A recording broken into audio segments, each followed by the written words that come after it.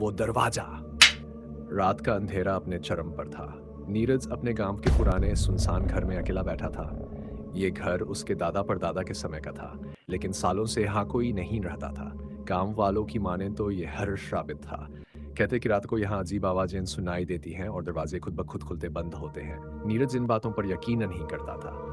उसने सोचा कि यह सब लोगों के मन का भ्रम है। उसने ठान लिया था कि वो उस रात इस घर में रहकर सबको गलत साबित करेगा। उसने अपने साथ सिर्फ एक लालटेन रखी थी और कुछ खाने पीने का सामान। रात के करीब बज रहे और चारों ओर सन्नाटा। अचानक घर के पिछले हिस्से से एक दरवाजे के खटकने की आवाज आई। नीरज ने इसे नजरअंदाज किया और सोचा कि हवा चलते होगा, लेकिन फिर से वही आवाज आई, इस बार और भी तेज।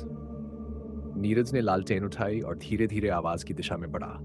जैसे ही वह उस पुराने दरवाजे के पास पहुंचा, दरवाजा अचानक से खुद ब खुद खुल गया।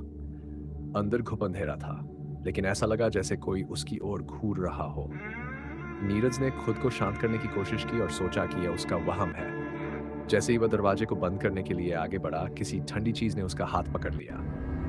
नीरज का दिल तेजी से धड़कने लगा। उसने लालटेन की रोशनी उस दिशा में डाली, लेकिन वहां कोई नहीं था। पर वह ठंडी पकड़ अब भी उसके हाथ पर थी।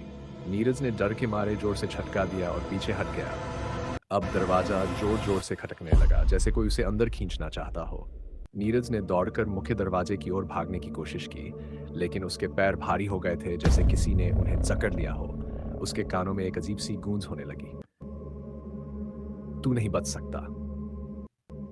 एक ठंडी डरावनी आवाज उसके कानों में गूंजने लगी। आखिरकार नीरज ने जैसे तैसे खुद को उस जकड़ से छुड़ाया और दरवाजा खोलकर बाहर भागा। गांव पहुंचकर उसने सबको ये बात बताई, लेकिन उसकी हालत देखकर लोग समझ गए कि वह अब कभी उस घर का नाम भी नहीं लेगा। कहते हैं वो दरवाजा आज भी वैसा ही है, और जो भी उसे खोलने की कोशिश करता है वो वापस नहीं आता।